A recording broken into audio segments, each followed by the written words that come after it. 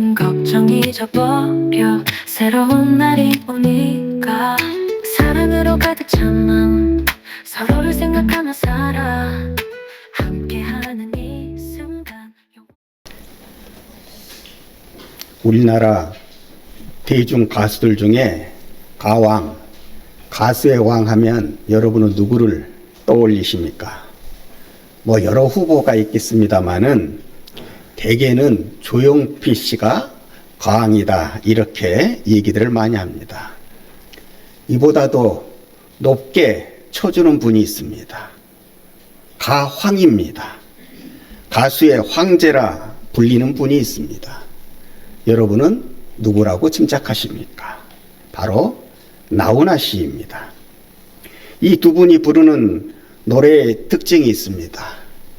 가사의 수준이 대중가요이지만은 단순히 남녀 간의 애절한 사랑을 넘어서 때로는 삶의 애환을 닮은 철학과 해악을 같이 담아 노래하고 있기에 유행가, 대중가요치고는 그 수준이 높고 우리가 그 가사를 들을 때, 그 노래를 들을 때 참 듣고 느끼는 게 많이 있을 수가 있습니다. 특별히 나훈아 씨 같은 경우는 고향, 어머니, 아스라이 쓰러져가는 옛 추억을 되살리는 노래들을 많이 해서 때로는 많은 사람들의 눈가를 촉촉히 적시게 하기도 합니다. 고향에 대한 향수는 비단 사람들만이 가지는 정서가 아닙니다. 동물도 고향에 대한 향수 정서를 가지고 있습니다. 수구초심이라고 하는 말이 있습니다. 그 뜻이야 초심을 잊지 말라. 개구리 올챙이 때의 시절을 잊지 말라고 하는 것인데 본래 이 말의 유래는 여우가 죽을 때가 되면은요 그냥 아무 데서나 죽지 아니하고 고향이 보이는 언덕 위에 올라서 고향 쪽을 바라다 보며 죽는다 해서 유래된 말인 것입니다. 고향에 대한 정서와 향수라고 하는 것은 생명을 가진 존재에 있어서 이렇게 보편적인 것입니다. 그러면 우리 주님은 어떠하셨을 것 같습니까? 사람으로 오셨지만은 본래가 하나님이셨기에 보통의 피조물들이 느끼는 고향에 대한 향수, 그 정서가 예수님에게도 있었을 것 같습니까? 아니면 없었을 것 같습니까? 우리와 다를 것 같습니까? 다르지 않을 것 같습니다. 주님도 별반 우리와 다르지 않으셨습니다. 우리가 느끼는 모든 감정을 가지셨고 살면서 마주하는 것, 살면서 관계하는 것들에 대한 희노애락도 분명히 나타내시고 사셨습니다. 그래서 예수님도 보면 애국심이 매우 강하신 분이셨습니다. 주님은 여러분이 아시는 것처럼 유대인으로 오셨기에 십자가를 지러 예루살렘 성으로 들어가시면서 이 다음에 그 성에 이루어질 미래의 모습을 보면서 굉장히 마음이 아파하셔 우셨다고 성경은 기록해 놓고 있습니다. 당시의 유대인들의 자랑은 헤롯 때에 지어지고 있는 성전이었습니다. 헤롯이 지은 성전은 46년 동안 지어가는 성전이었기에 예수님 때에도 다 완성이 되어지지 않아서 계속해서 지어지고 있는 성전이었습니다. 그러니 그 지어지는 모습이 얼마나 웅장하며 얼마나 화려했겠습니까? 그러므로 헤롯이 지은 이 화려한 성전은 당시 유대인들의 자랑거리요, 유대인들은 생각하기를 이 성전이 존재하는 한 예루살렘 성까지도 영원하리라 믿었습니다. 그러나 예수님은 헤롯의 성전과 예루살렘 성도 하루아침에 무너질 것을 보셨습니다. 그냥 무너지는 것이 아니라 예수님의 말씀을 빌리면은 이 돌 위에 돌 하나도 남지 아니하리라. 철저히 원수들에 의해서 파괴되고 황폐되어질 것을 예언하셨습니다. 실제로요, 서기 70년, 예수님이 이 땅에 오신 지 70년 후에 로마의 장군 디도가 독립의 봉기를 일으킨 유대인들을 진압하기 위하여서 이 예루살렘 이스라엘로 쳐들어와서 예루살렘 성전과 예루살렘 성을 초토화시켜 버리는 거예요. 그 잔인함의 참상이 눈을 뜨고 볼 수 없을 정도였다고 하는. 또한 예수님은 동족에도 강하신 분이셨습니다. 마태복음 15장에 보면 예수님께서 이방인의 지역인 두로와 시돈 지방으로 가셨을 때 한 이방 여인이 나와서 예수님께 이렇게 간청을 하잖아요. 예수님은 구세주이시오니, 예수님은 주님이시오니, 주여 나에게 병든 딸이 있는데 그 병든 딸을 좀 고쳐주시기를 원합니다. 이렇게 간청했을 때 우리 예수님이 차갑게 말씀하시잖아요. 나는 이스라엘 집에 잃어버린 양 외에는 다른 데로 보내심을 받지 아니하였노라. 나는 유대인들 외에는 다른 사람들에게 관심이 없노라. 이렇게 차갑게 말씀하신 것을 우리가 기억합니다. 동족인 이스라엘 백성에게 더 애착이 있으셨음을 그 말씀을 통해서 나타내고 계신 것이지요. 이런 모든 것들을 종합해 보면 한 치 건너 두 치라고. 먼저 마음에 쓰이는 땅과 백성이 있었다는 얘기. 이런 주님이시기에 공생의 생활을 하시면서 그 바쁜 와중 속에서도 고향을 찾는 것을 잊지 아니하셨던 우리 주님이십니다. 그래서 예수님은 고향에 찾아가셨습니다.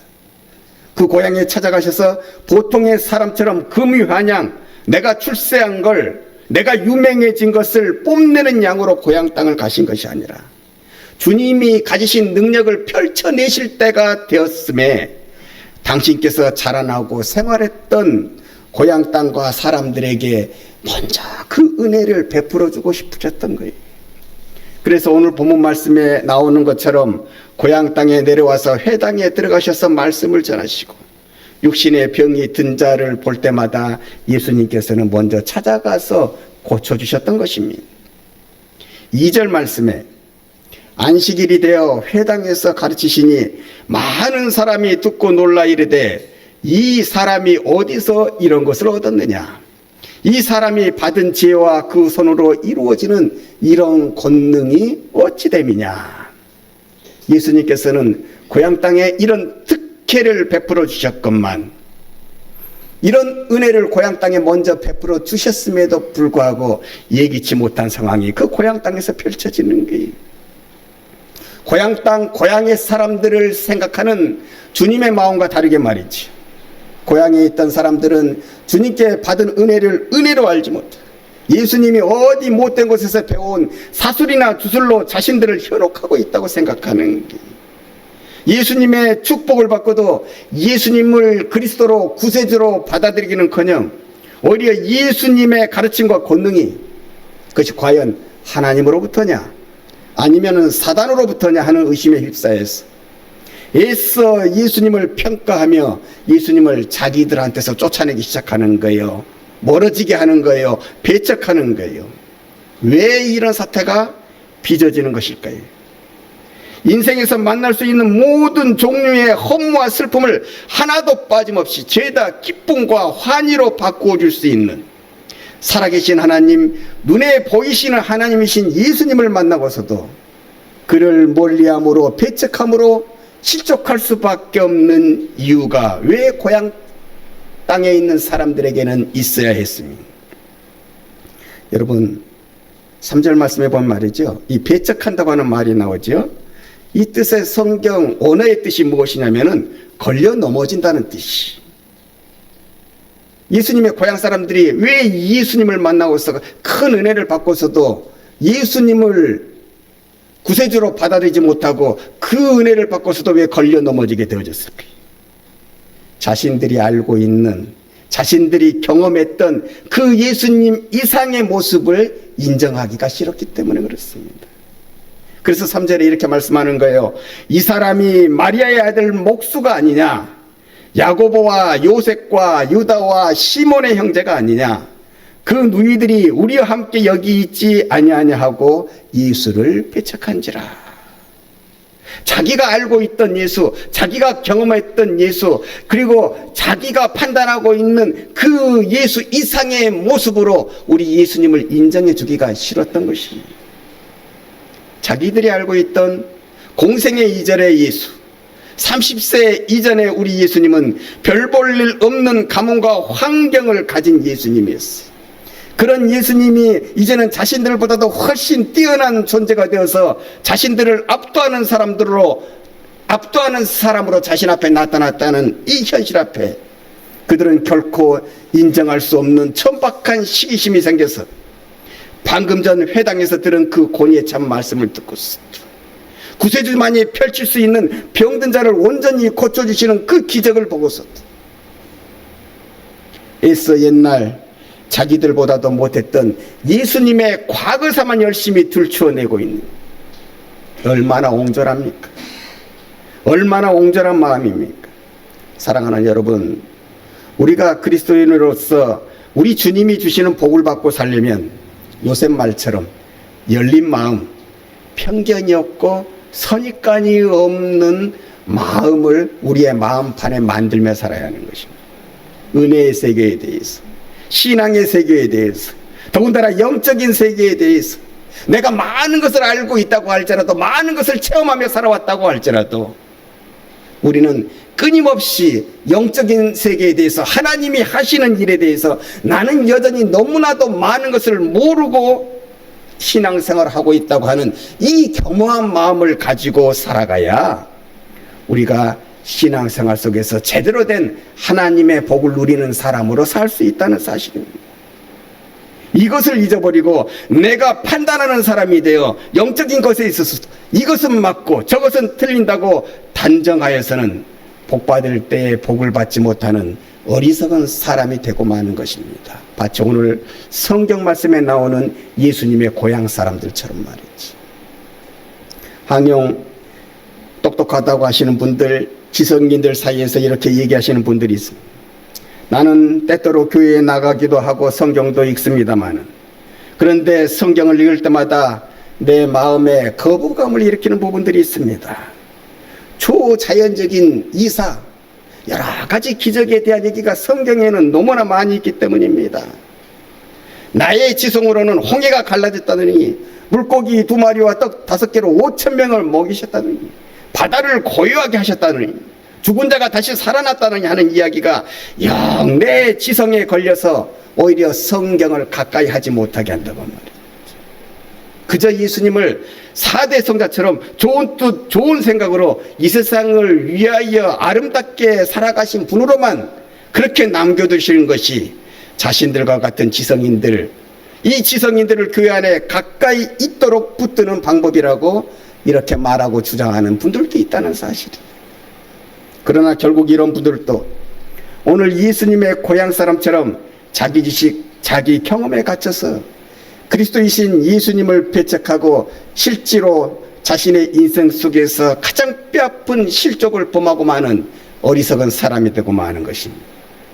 그러므로 복을 누리는 신앙생활을 하려면 삶 가운데 나도 모르게 생겨날 수 있는 여러 가지 선입관, 편견들, 단정하는 판단들을 버리려고 하는 노력을 게을리해서는 안 되는 거예요. 끊임없이 열린 마음으로 내 마음판을 유지하도록 하는 노력을 우리는 우리의 신앙생활 가운데 열심으로 기울여야 된다고 하는 사실이죠. 미국 뉴욕시에 포토주교라고 하는 분이 계셨어요. 이분이 바티칸에 있는 교황청을 방문하려고 하는 일이 있었을 때에 워낙 여행을 좋아하시는 분이신지라 이제 교황에서 보내주는 돈으로 이 크루즈 선박이 있잖아요. 이 크루즈 선박을 예약을 했어요. 이제 때가 되어서 부푼 마음으로 배에 올라 이제 바티칸으로 가는 그 크루즈 배에 올라가서 자기에게 배정된 그 선실에 들어가 보니 2인용 선실인데 아주 예쁘게 꾸며져 있더랍니다.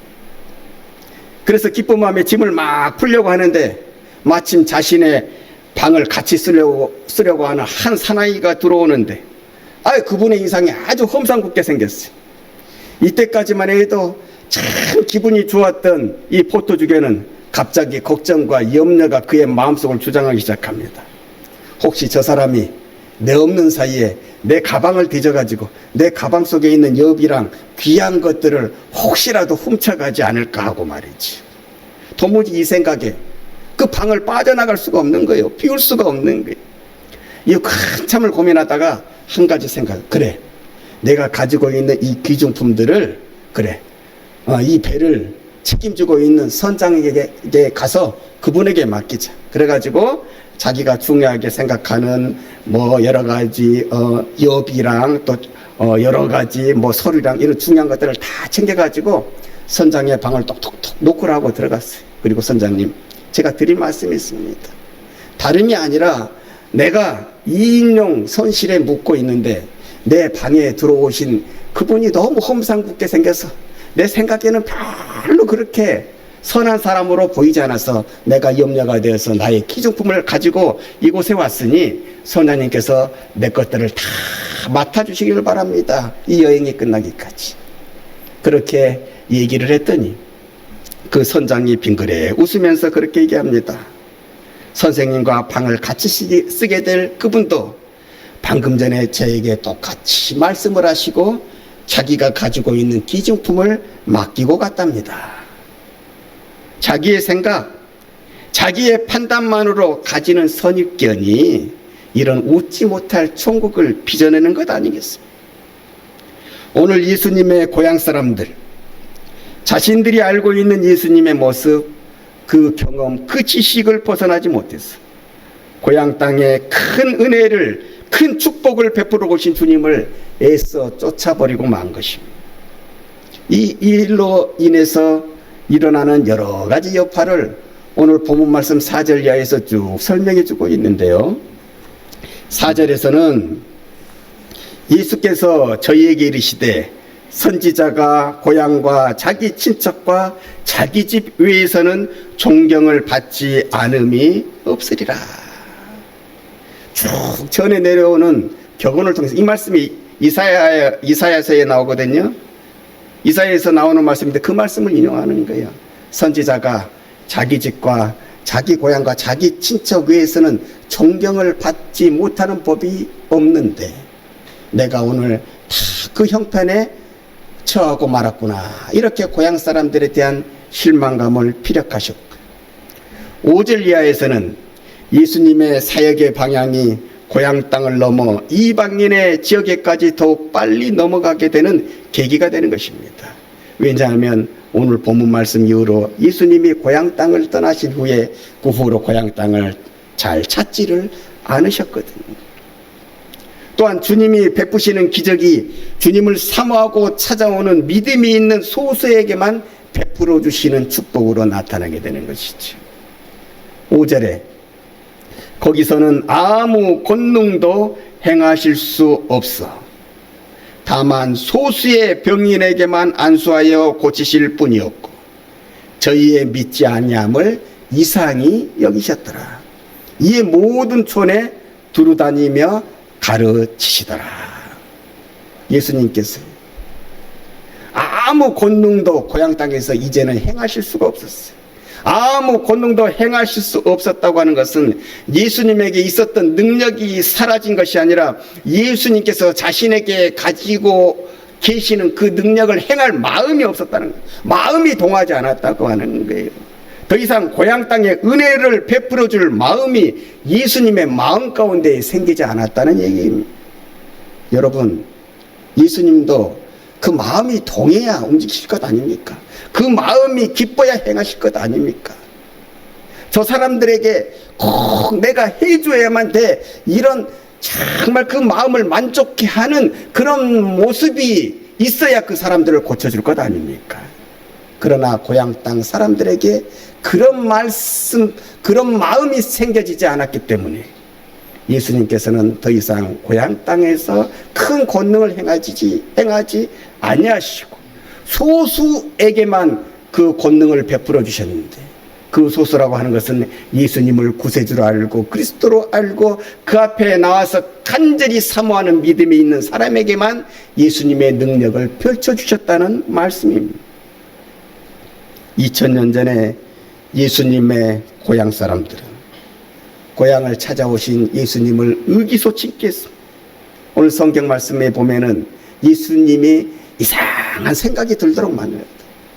예수님을 이해 못하게 만들었다는 거예요. 예수님의 고개를 갸웃하게 만들었다는 얘기입니다. 저는 오늘 설교를 준비하면서 오늘날의 예수님의 고향이 어디일까 생각해 보았습니다. 바로 교회입니다. 예수님을 믿음으로 인해서, 예수님을 구세주로 그리스도로 믿음으로 인해서 그리스도인들이 생겨나는 곳, 그리스도인들이 모여있는 땅, 바로 그것이 예수님의 새 고향이 되는 것입니다. 주님은 오늘도 내일도 약속하신 성령으로 우리에게 고향 땅인 교회로 은혜를 베풀러 찾아오십니다. 이제는 예수님의 고향 사람들이 된 우리가 예수님을 어떻게 모셔야 되겠습니까?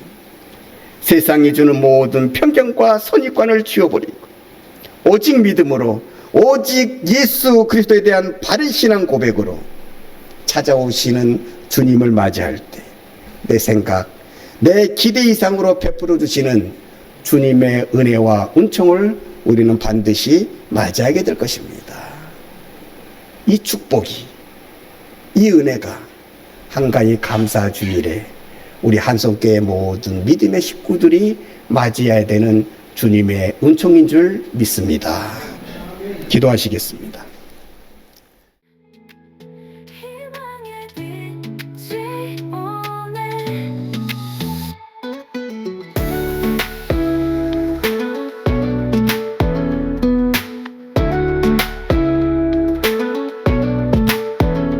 작은 기적 큰 기도 우리가 함께 만들어 마음 깊은 곳에서 뜨거운 마음 느껴봐. 새벽이 밝아오는 그 시간 기쁨이 우릴 감싸고 희망이 넘치는 세상